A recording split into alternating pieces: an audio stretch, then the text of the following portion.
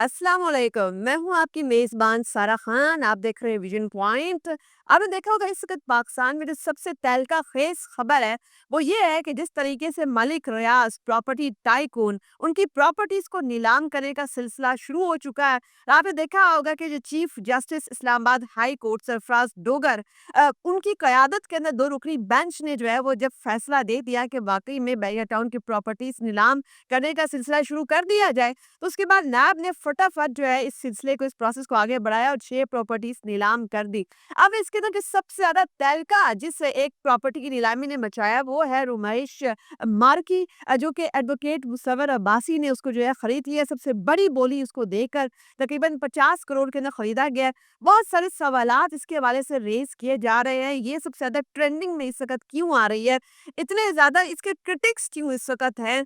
और एडवोकेट मुसव्वर अब्बासी का इसके ऊपर क्या मौक़िफ़ है, जानते हैं उन्हीं की ज़बानी। अस्सलाम वालेकुम। वालेकुम अस्सलाम, कैसी हैं आप? बिल्कुल ठीक-ठाक और सबसे पहले बहुत मुबारक हो आपको कि आपने सबसे बड़ी बोली जो है जीत ली और सबसे ज़्यादा बड़ी रकम ऑफ़र की, उसके बाद ये प्रॉपर्टी अपने नाम कर ली। कुछ सवाल इसके ऊपर आपसे ये बनता है कि जो तमाम के तमाम इस का जो एक भौंचाल मचा रहे हैं बहुत सारे आपके क्रिटिक्स वो ये कह रहे हैं कि ये प्रॉपर्टी जो आपने तकरीबन 50 करोड़ के अंदर खरीदी है, लगभग इसकी मालियत मार्केट रेट के मुताबिक 2 या ढाई अरब तो बनती ही है। तो क्या आपको लगता है कि ये प्रॉपर्टी जो आपने खरीदी है, ये जो बोली है, ये तमाम प्रोसेस ट्रांसपेरेंट था, मेरिट के ऊपर आपको दी गई है? सबसे पहले मैं ये कहूँगा कि जिन्होंने ये बोली जो ये कहते हैं मार्केट के अंदर सरेआम ये इस बोली के ऊपर या इस ऑक्शन के ऊपर क्वेश्चन उठा रहे हैं और बड़े नामुर किस्म के साफियों को मैंने देखा वो ये बात कर रहे हैं कि जी 2 अरब की प्रॉपर्टी, ढाई अरब की प्रॉपर्टी कौड़ियों के बाद दे देगी। तो मैं आज आपके तवज्जुह से उनको ये पैगाम मैं पहले भी दे चुका हूँ और अभी फिर दे रहा हूँ कि आपको मेरी तरफ से प्रॉपर्टी जो है ना वो 60 करोड़ में ऑफ़र है। आप उसे 60 करोड़ में ले लें और अब बकिया के जितने भी ये बिलियन करोड़ गए, ये आपको मालें, ये मेरी तरफ से आपको गिफ्ट है। देखिए, ये एक भूंडी किस्म की बात है, ऐसे नहीं होता। इस मुल्क के अंदर एक सिस्टम मौजूद है, इतना भी कोई गया-गुज़रा मामला नहीं है कि आप जो है ना वो चोरों के रोड पे जो है ना वो चीज़ें नीलाम करना शुरू कर दें और वो लेना शुरू कर दें और उसमें पाकिस्तान की कोर्ट्स भी शामिल हों और एक पूरा डिपार्टमेंट नैब का शामिल हो, ऐसा नहीं होता।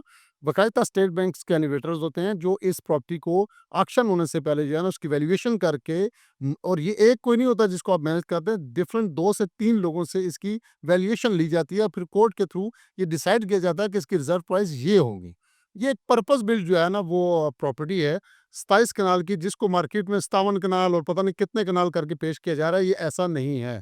ये 27 कनाल की प्रॉपर्टी है, पर्पस बिल्ट एक मैरिज हॉल है और इसकी जो प्राइस है, वो बिल्कुल मार्केट रेट के मुताबिक जो है वो वैल्यूएशन करके दी गई है। अगर ये 2 अरब की प्रॉपर्टी होती, तो मैं आपको यहाँ बैठ के सरेआम जो मैं दावा कर रहा हूँ, हम उससे पीछे नहीं हटते। ले आएँ, मुझसे ले लें और वो बाकी का प्रॉफिट मार्केट में बेच के वो कमा लें। ये इतनी आसान बात नहीं है, बातें करना बहुत आसान है, कहना जो है ना वो बहुत आसान है, लेकिन उसपे इम्प्लीमेंटेशन करना बहुत मुश्किल हो। अच्छा, बहुत बड़ी ऑफ़र वैसे आपने लगा दी। हमारा प्लेटफ़ॉर्म इसके लिए हाज़िर है कि आकर अगर जो है इनके दावे का काउंटर करना है, तो डेफ़िनिटली आप आके इनसे खरीद सकते हैं प्रॉपर्टी। अच्छा, एक और जो आपके बारे में एक कंसर्न आपके बारे में भी जो बाकी बिडर्स हैं, उनके बारे से भी रेज़ किया जा रहा है कि ये बड़ी उजलत के अंदर नैब ने इतना प्रोसेस जल्दी-जल्दी क्यों किया? ये जैसे ही हाई कोर्ट ने फटाफट नीलामी की इजाज़त दी, उजलत के अंदर जल्दी-जल्दी से जो है वो प्रॉपर्टी देखें, ये बिल्कुल एक गलत तासुर दिया जा रहा है। ये केस सन 2019 से केस दायर हुआ है। ज़ैन मलिक ने खुद आकर बैरिया टाउन की ये प्रॉपर्टीज़ प्री बॉल गेम में फेक अकाउंट्स के सिलसिले में बै कोर्ट के अंदर सरेंडर की थी, गारंटीड दी थी कि ये प्रॉपर्टी हम गारंटी के तौर पे देते हैं। जब हम वो 9 अरब के लगभग की अमाउंट है, जब हम वो वापस करेंगे, तो कोर्ट हमें ये आपको हमारी प्रॉपर्टीज़ जो है ना वो वापस कर देगा। और 2 प्रॉपर्टीज़ के अगेंस्ट मलिक रियाज़ साहब ने और बैरिया टाउन ने पेमेंट करके वो फिर 2 प्रॉपर्टी रिलीज़ भी करा ली हैं नायब से। तो अब 2019 और 2025 7 साल गुज़र गए, बीच में कुछ 2-3 साल, 4 साल का ऐसा स्पैम आया जिसमें तमाम लीगल जो थे वो मुकम्मल की गई, लीगल जितनी भी हिस्सें थी वो मुकम्मल की गई। उसके बाद मलिक रियाज़ साहब से मुसलसल रब्ता किया गया, उनकी तरफ से जब कोई रिस्पॉन्स नहीं आया, पेमेंट की बर वक़्त अदायगी नहीं हुई, तो उसके बाद नायब ने कोर्ट से रिक्वेस्ट की कि हमें इस प्रॉपर्टी को नीलाम करने की इजाज़त दी जाए और उसके ऊपर भी कम से कम 1 साल तक ट्रायल चला। मलिक रियाज़ साहब बिल आर्बिट्रेशन सारी चीज़ें की गई जिसके ऊपर अमल ना हुआ। तो उसके बाद जो है हाई कोर्ट ने जो है इसकी ऑक्शन का जो है वो ऑर्डर किया और उस ऑक्शन के ऑर्डर के बाद बाकायदा इसकी एडवर्टाइज़मेंट हुई, न्यूज़पेपर्स के अंदर आया और इसको जो है वो फिर मार्केट के अंदर जो है वो इसकी नीलामी की गई। ये कोई उजरत में काम नहीं हुआ, ये सिर्फ़ एक सिंपैथी लेने के लिए और एक मखसूस जमात के जो लोग हैं, वो इसको ट्रोल कर रहे हैं क्योंकि उनका हमेशा से एजेंडा जो है वो पाकिस्तान के रियासती इदारे, पाकिस्तान के कानून नाफिज करने वाले इदारे, उनके खिलाफ ही रहे हैं और वही लोग ये काम कर रहे हैं और इसका हकीकत से कोई ताल्लुक नहीं। अच्छा बासित साहब, पहले माज़ी में भी अगर मिसाल देख लें तो इसहाक डार साहब की प्रॉपर्टीज़ जब नीलाम होने वाली थी और बाकी भी ऐसी और भी प्रेसिडेंट एक है, तो उसमें हमेशा सुप्रीम कोर्ट इंटरवीन करता था और नीलामी को रोक देता था। क्या लगता है आपको इस बार ऐसा क्या डिफरेंट है कि इस नीलामी को बाकायदा रोका नहीं गया? आपने देखा होगा कि जिस तरीके से फ़ारूक एच नाइक ने भी एक प्ली ली हुई थी अदालत के अंदर, उनकी दरख्वास्त भी मुस्तरद कर दी गई on behalf of barrier town. इस दफ़ा ऐसा क्या डिफरेंट है? देखें, जब आप कोर्ट के अंदर आके खुद किसी चीज़ को गारंटी करके देते हैं कि मैं इतने टाइम के अंदर ये पेमेंट कर दूँगा और अगर मैंने पेमेंट ना की तो उसका मतलब ये था कि आप मेरी प्रॉपर्टीज़ को ऑक्शन करके वो पेमेंट रिसीव कर सकते हैं। 2019 में बैरियर टाउन ने ये प्रॉपर्टीज़ कोर्ट के अंदर आके सरेंडर की और गारंटी के तौर पे रखी। सुप्रीम कोर्ट जब भी कोई शख्स राइट ऑफ अपील में जाता है, वो ये देखता है कि इसके साथ क्या जुल्म या क्या ज़्यादती है या क्या इल्लीगलिटी नीचे की कोर्ट ने की है और उसके ऊपर वो उसको रिलीफ देता है। अगर इस वक़्त सुप्रीम कोर्ट ने जब फाइल देखी होगी, अगर उसने ये समझा होता कि कहीं पर भी बैरियर टाउन के साथ किसी भी किस्म की कोई ज़्यादती हुई है, तो वो ज़रूर स्टे ऑर्डर दे देती। जो कि फर्स्ट उसके ऊपर उन्होंने उनको नोटिस किए। अब ऐसा नहीं है कि कल को फैसला हमारे गया साहब के हक में नहीं आ सकता। उन्होंने फ़ौरन स्टे देके इस ऑक्शन को रोका नहीं, बल्कि नोटिस करके नैब को भी नोटिस कर दी गई और दोनों जो पार्टीज़ कंसर्निंग पार्टीज़ हैं उनको नोटिसेस कर दिए गए हैं। अब ये फर्दर केस चलेगा, राइट ऑफ अपील जो है वो उनका हक है, उसके ऊपर क्या डिसीजन आता है, ये कहना कबल वक़्त होगा। लेट्स सी सुप्रीम कोर्ट अपना क्या फैसला करता है। अच्छा वासी साहब, जो कि मलिक रियाज जो हैं वो भी अब इस वक़्त हरकत में आ गए हैं। ट्रूस की बातें कर रहे हैं, डील की बातें कर रहे हैं, वो कह रहे हैं कि मामला फ़हमी के साथ इसको आगे बढ़ना चाहिए। तो अब अगर मामलात हल होने की जानिब जाते हैं, मैं डेफ़िनेटली समझती हूँ कि ऐसे क़यासराई की जा रही है, हल हो भी सकते हैं। तो ऐसे में जिन्होंने प्रॉपर्टीज़ भी ली हैं इस तरीके से ऑक्शन करके, वो सब लोग कहाँ खड़े होंगे और आप भी कहाँ खड़े देखो, जिसने भी प्रॉपर्टी ऑक्शन में ली होती है, कोई भी बिज़नेसमैन है, वो अपने लॉसेस को मेज़र करके ही कहीं बैठता है।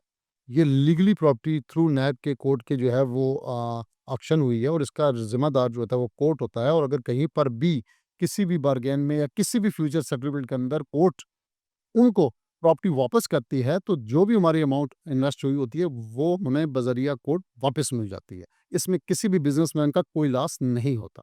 बासी साहब, जाने से पहले एक क्विक टेक आपकी इसके ऊपर हो जाए कि ये भी कहा जा रहा है, चूँकि आपने क्लैरिफ़ाई करना है, आपने अपना मौक़िफ़ भी देना है, कि जी आपको नवाज़ा गया है। क्या ऐसी वजह है या किसके आप फ्रंट मैन हैं कि जिसकी वजह से आपकी जेबें इतनी भरी गई हैं और आपको नवाज़ दिया गया, आउट ऑफ द वे जाकर के ऐसे ही हुआ है? देखें, अगर ऐसा होता तो 20 साल से मैं इस शहर में काम कर रहा हूँ और आप मेरा रिकॉर्ड चेक कर सकती हैं कि कई ज़मीनें हमने खरीदी हैं, बेची हैं और इससे पहले की कोई हमारी पहली ऑक्शन नहीं है जिसके अंदर हम बैठे हैं।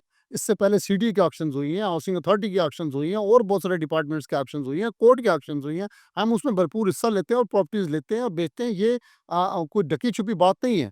इस शहर के अंदर जो लोग रियल एस्टेट बिज़नेस से मुंसलिक हैं, वो मुझे जानते हैं। तो ये एक बात कह देना कि जी फलाँ को नवाज़ दिया गया, फलाँ को नवाज़ दिया गया, ये तो इस्लामाबाद के सेक्टर की F7 की, F8 की, F सेक्टर की या किसी भी कमर्शियल प्रॉपर्टी की 10 मरले की कीमत नहीं है। यहाँ तो बिलियन ऑफ रुपीज़ की जो है ना प्रॉपर्टीज़ जो है ना वो हमने सेल और बाय किए हैं। सिर्फ़ इस प्रॉपर्टी को हाइप और इसको क्रिटिसाइज़ इसलिए किया गया है कि इसका ताल्लुक मलक रियाज साहब के साथ था और नो डाउट मलक रियाज साहब की रियल एस्टेट इंडस्ट्री में बहुत बड़ी खिदमात भी हैं और इसमें वेलफेयर में भी उनकी बहुत बड़ी खिदमत है। लेकिन ये क्या कि किसी भी चीज़ को किसी के साथ जोड़ देना, ये मैंने कहा ख़ास जमात के लोग हैं, जिनको ये हमेशा से तकलीफ़ रही है और उनकी तकलीफ़ अभी तक ख़त्म नहीं हो रही। चाहे वो उस मुल्क के ऊपर दुश्मन की अटैक का वक़्त हो, ऑपरेशन बुनियादुल मरसूस का हो, दुश्मन आपके ऊपर हमला आवर हो रहा हो, उन सब की हमदर्दियाँ हमेशा मुल्क के ख़िलाफ़ रही हैं, इस रियासती इदारों के ख़िलाफ़ रही हैं। पाकिस्तान की मट्टी की से उन्होंने गद्दारी की है और वो हर चीज़ उठा के रियासती इदारों के साथ जोड़ना उनकी आदत है। इसमें किसी भी किस्म की कोई सच्चाई नहीं है। बासी साहब, चूँकि हमारा एक नेशनल साइकी बन चुका है कॉन्स्पिरेसीज़ का, क्या-सराइयों का, अफ़वाहों का, हम इसको बड़ा तूल देते हैं। अच्छा आपका मौक़िफ़ आ गया, आपने क्लैरिफ़ाई कर दिया, आपके वक़्त का बहुत शुक्रिया। इसी के साथ इजाज़त दीजिए, अल्लाह हाफ़िज़।